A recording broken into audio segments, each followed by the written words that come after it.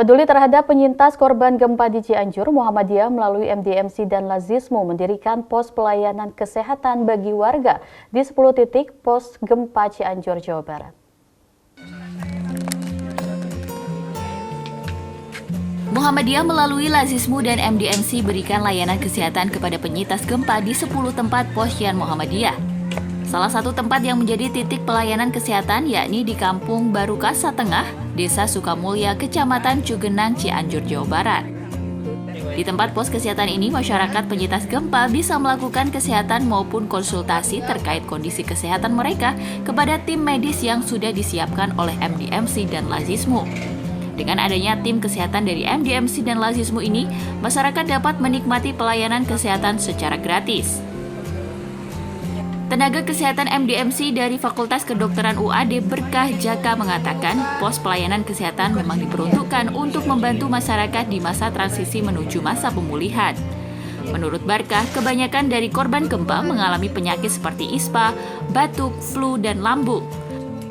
Barkah menambahkan Muhammadiyah juga sudah melakukan pemberdayaan untuk kebencanaan yang sudah dialokasikan Lazismu dan sudah terkoordinir secara baik.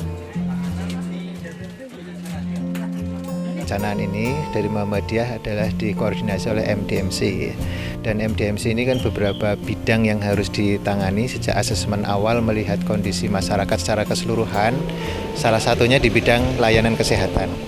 Nah, kami yang khusus di bidang layanan kesehatan ini asesmen awal adalah melihat kondisi real pada saat itu apa yang dibutuhkan di layanan kesehatan, jadi pemetaan ya. Setelah pemetaan asesmen, kemudian kita koordinasi dengan MDMC ya, dikoordinasikan oleh MDMC, kemudian mengirimkan tenaga-tenaga yang dibutuhkan di tahap awal. Artinya kita ada tahap tanggap darurat. Kemudian kalau tanggap darurat nanti sudah dinyatakan stabil ya, masuk ke tahap transisi. Tahap transisi selesai, nanti masuk ke tahap pemulihan. Sehingga kalau yang dikirim pun tenaga-tenaga kesehatan, MDMC sudah bekerja sama dengan semua ya, karena kita Muhammadiyah kan satu ya. Jadi semua rumah sakit yang ada di seluruh Indonesia bahu-membahu dan dikoordinir oleh MDMC. Termasuk perguruan tinggi Muhammadiyah yang ada fakultas atau prodi baik kedokteran, perawatan, gizi dan sebagainya, atau kesehatan masyarakat. Itu semua diatur, ditata, dikoordinasikan dengan baik. Kita yang di rumah sakit setempat di daerah lain itu kan juga harus melakukan pelayanan yang rutin ya, sehingga bergantian terus pengiriman tenaganya. Masalahnya adalah nanti satu sisi dari logistik untuk tempat tinggal, karena tidak punya tempat tinggal di pengungsian, akan muncul berikutnya adalah masalah penyakit-penyakit yang disebabkan karena satu tempat bersama ya. Jadi penyakit ispa, batuk pilek ya, itu yang mesti akan ngumpul di situ ya, akan kasusnya banyak. Di samping biasanya di awal kita sanitasi yang itu memang harus segera diberikan. Jadi pengungsian ada langsung diberikan sanitasi, pengairan dari mana, sumber airnya, kemudian MCK-nya seperti apa.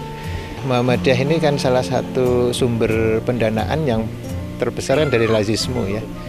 Jadi Lazismu juga milik Muhammadiyah, jadi MDMC di bidang kebencanaannya, Lazismu mungkin di bidang nanti kebutuhan keuangannya, anggarannya dan sebagainya, itu semua bisa lebih menyatu sehingga tidak ada istilah ngambil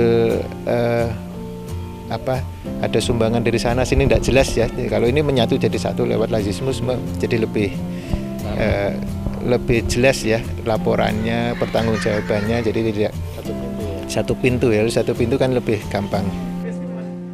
Masyarakat penyintas gempa Cianjur, Jawa Barat merasa terbantu dengan hadirnya relawan Muhammadiyah dari unsur MDMC dan Lazismu yang sudah memberikan pelayanan kesehatan terhadap mereka.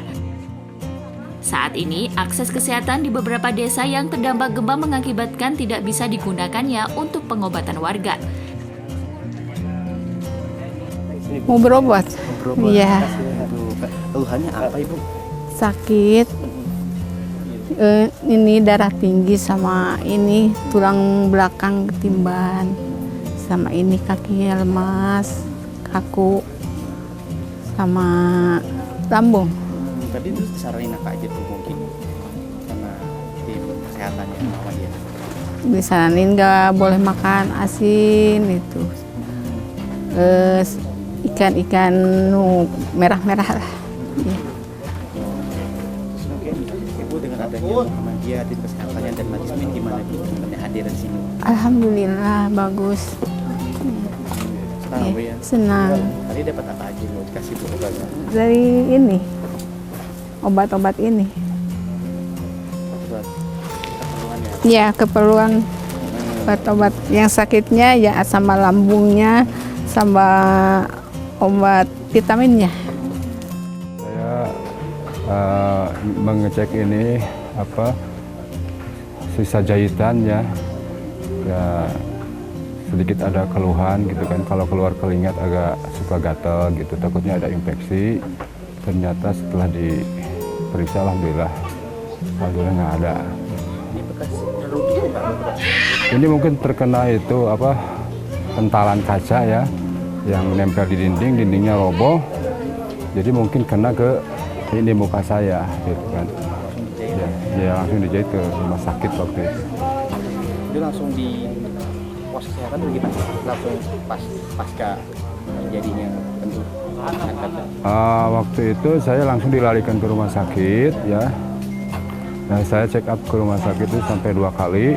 Setelah itu karena antrian di rumah sakit terlalu lama, akhirnya saya coba check up di posko Muhammadiyah ya, ada dokter bedahnya waktu itu.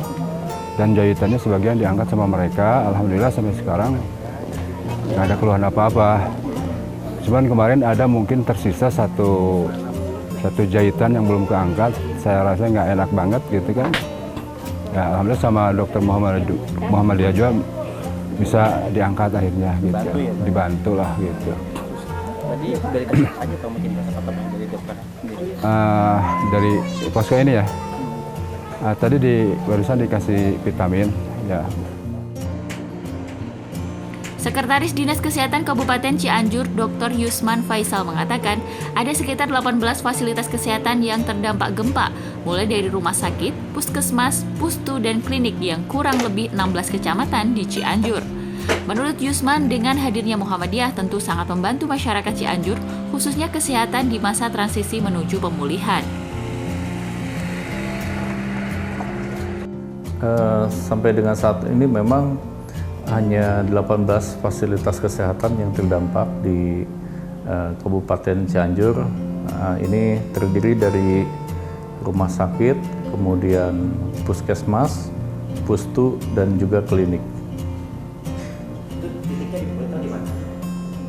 Untuk vaskes yang rusak ini tersebar di kurang lebih ada 16 kecamatan tentunya, tetapi yang sangat terdampak itu ada di 4 kecamatan ya, Kecamatan Cugenang, kemudian Cianjur Kota, Kecamatan Warung Kondang, dan Kecamatan Gekbrong. Jadi saat ini kami sudah dalam pasca darurat ya. Artinya tanggap darurat sudah dicabut dan saat ini transisi menuju pemulihan. Tetapi tetap kami dari Dinas Kesehatan tentunya memastikan pelayanan dasar kepada masyarakat, terutama pengungsi, itu harus tetap terlayani.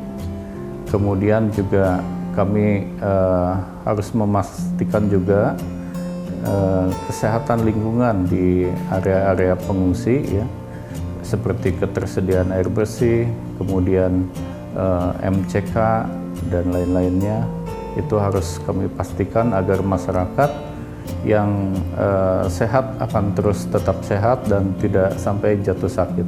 Ya, kami sangat berterima kasih ya, karena sampai saat ini ada dari beberapa LSM, NGO maupun dari relawan terutama Muhammadiyah ya, yang masih stay sampai dengan saat ini dan sangat berkontribusi untuk membantu masyarakat khususnya pengungsi yang masih ini belum bisa kembali ke rumah karena memang rumahnya sudah hancur, dan itu di bidang kesehatan tentunya sangat-sangat dirasakan oleh penduduk sekitar. Tak hanya itu, Yusman juga menambahkan ketika tanggap darurat selesai, relawan yang tadinya sangat banyak sekitar 16.000 relawan kesehatan, saat ini hanya ada kurang lebih 50 yang masih bertahan. Dan sebagian besar menurut Yusman yaitu relawan Muhammadiyah yang hingga saat ini masih mendampingi penyintas korban gempa Cianjur dalam bidang kesehatan. Kohar Ariski, Eko Bayurianto memberitakan dari Cianjur, Jawa Barat.